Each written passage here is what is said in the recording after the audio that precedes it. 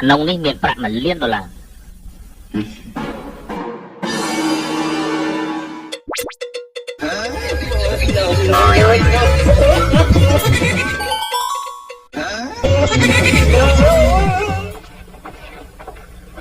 បងចាយបងទៅមកកៅមែនណា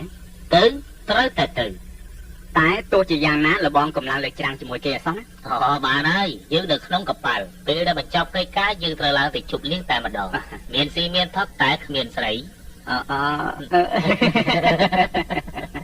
បានហើយតោះយើងបាទ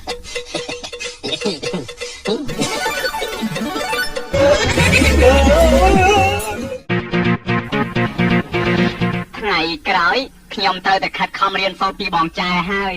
អើយពៅអ៊ីឲ្យតែលឺឈ្មោះបងគេញញឹមបិទមុំចិត្តទេខ្ញុំនឹងធ្វើមេនដើរជូនលោកបងមិនខុសទេថ្ងៃមួយថ្ងៃឯងត្រូវតែយើងគ្មានប្រយោជន៍អីទេកាលពីមុនយើងប្រាប់ឯងម្ដងរួចទៅហើយឯងមិនត្រឹមតែមិនកែប្រែបែរជាលើសដើមទៅទៀតចាប់ពីថ្ងៃស្អែកនេះទៅឯងទៅធ្វើការក្នុងប៉ាសាន់ស៊ុយមានការសំខាន់កុំមកជួបយើងឲ្យសោះ